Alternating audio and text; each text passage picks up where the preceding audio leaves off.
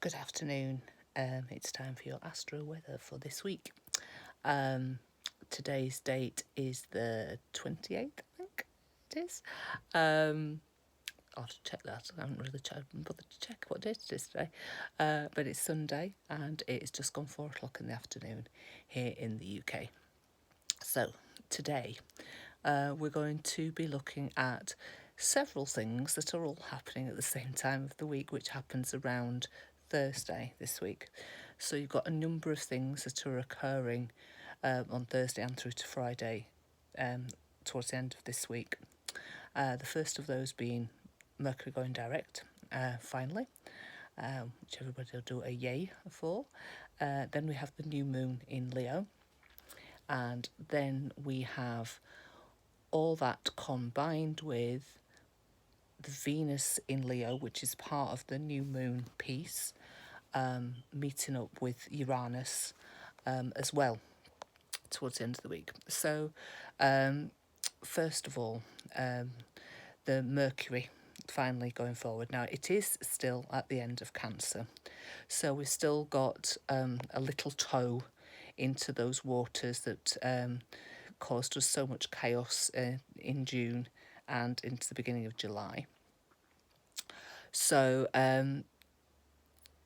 it's kind of like the last part, really, of that. But there is a different feeling to it as Mercury stations direct and starts to move forward again. So all those things that you've been reflecting on as the Mercury has gone backwards, which started as part of the eclipse pieces, can now move forward, and we can move forward with those things that still need to be done, still need to be sorted out, so that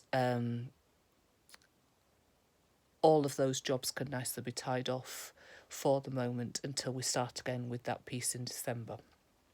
And also, it's kind of like the final emotional hurdle to overcome before we can get into the freer way of looking at things through the Mercury moving into Leo, which obviously has a very, very different feel to it to having a Mercury in Cancer.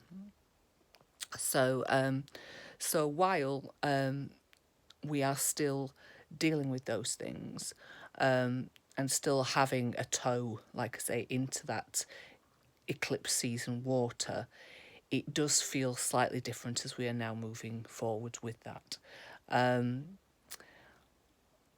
Still be careful. But most people think when Mercury stations direct that we're clear of all the snafus and everything that go along with it. But I would say, particularly if you're thinking of buying any electrical items or anything of that sort, wait until Mercury clears the shadow period around the 12th of August.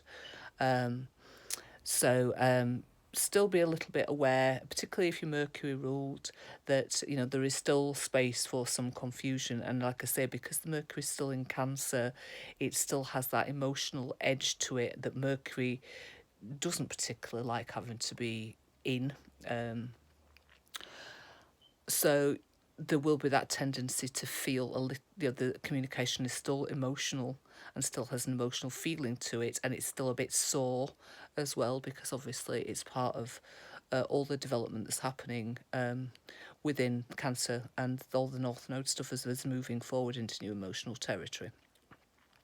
So just be aware of that. That while it is good that we are now moving forwards, we're not completely clear, we're not fully up to speed yet with where things are going. So everything else really has a lovely fiery feel to it, but there are still challenges involved. So we have the new moon in Leo on Thursday, like I say, and this offers us the opportunity to think about ourselves, think about giving ourselves attention. If we have been prone to being too much Leo, to maybe where we can pull back away from that. For most of us, it'll be about giving time to ourselves and to feeling good in our creative selves, our self-expression. So if you want to do something nice around a Leo full moon, um, look to having yellow or orange candles. Look to dancing as part of your um, new moon ceremony, for example. Uh, Draw something, paint something vibrant and beautiful, have some sunflowers on your altar. Because obviously, it's the summer part of the year. It is time for that sunshiny feel to things. And what better way to celebrate than with the flower of the sun itself? So that would be some nice things to do around that.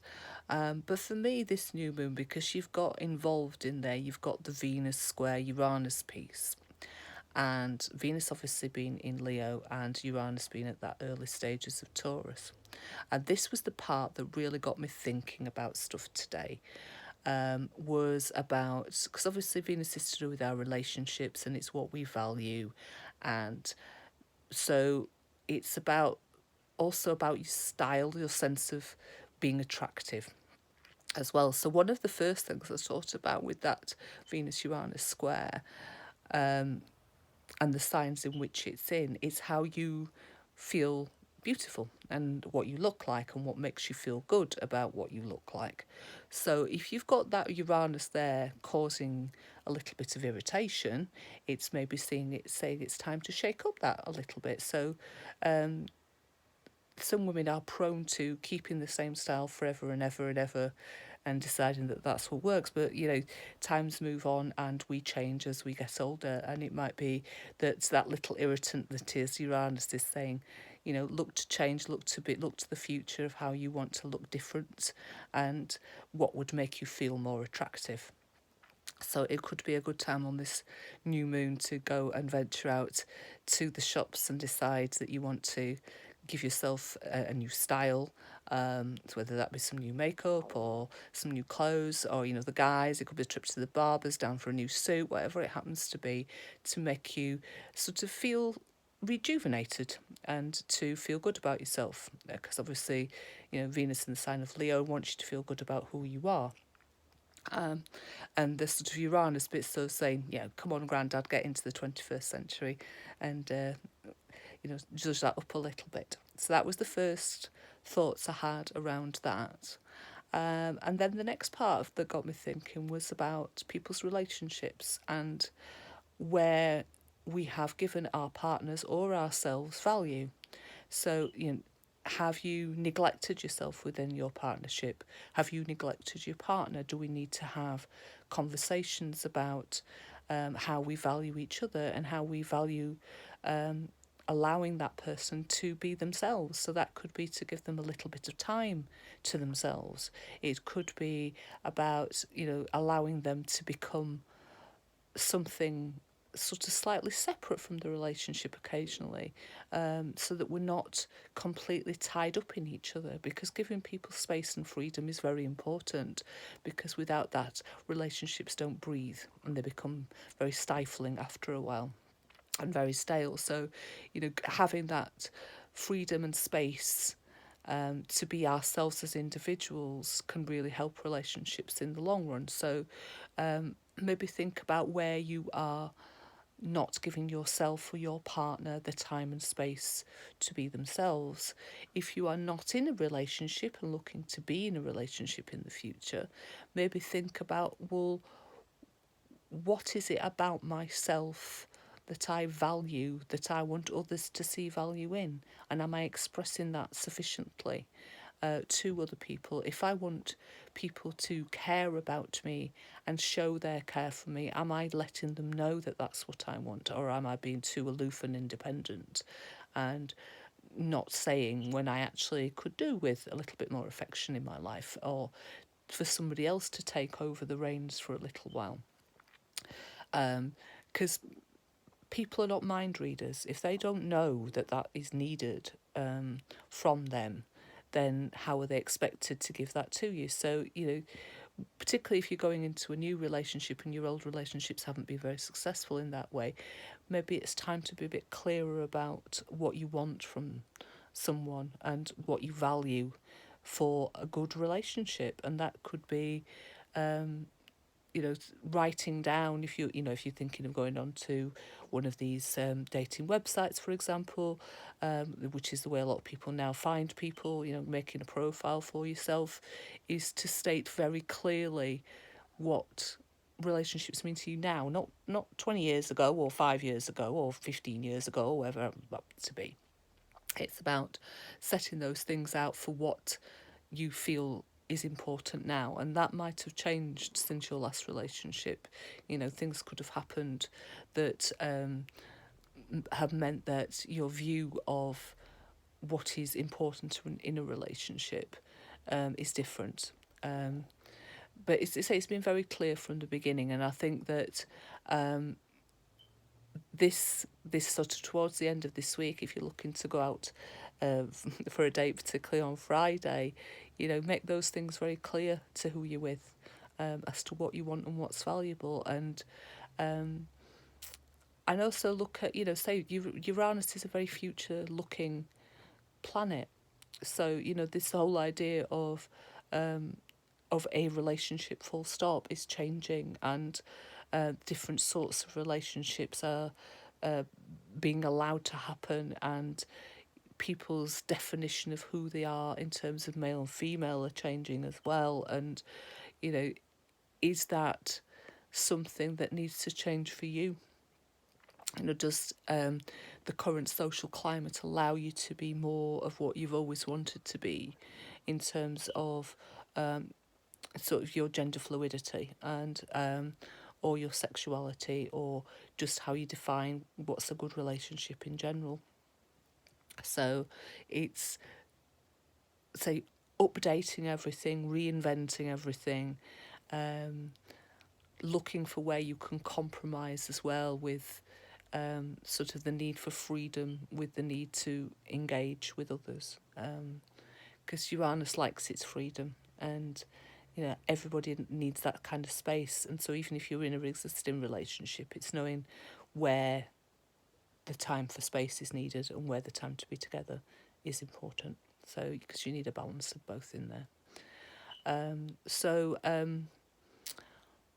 Yeah, a lot going on around this week, around those things, and I say with Mercury still being there into Cancer and still having quite an emotional feel to it, it's really listening to your heart in terms of how you communicate and what you communicate with others. Think about, say, what the lessons are that you've learned over the past few months with the torrid, turbulent waters of the eclipse season. What's different now, and how do you want to express that in terms of your relationships with others, and what that means to be you in terms of those relationships with others. So those are my thoughts for this week. Everything's, say, very much linked in together this week, so there isn't really much I can talk about separately. Everything sort of seems to be happening all at once with this new moon, and then the Venus-Uranus stuff and the Mercury forward. So do your ceremony on Thursday evening or Friday. Praise the sun, enjoy the sun in your life, enjoy the warmth that it brings to you. And say it's a beautiful light now that we have away from say the turbulent waters that occurred in June and July. We're going into a lot easier, calmer weather now. So, as with the summer, have a holiday, enjoy, even if you're still at home or still working. Just appreciate the sunshine and take a little time out of your day to go and celebrate the sun and the warmth that it gives and the creative power that it gives to us all. Okay, thanks for listening this week. See you all later. Bye.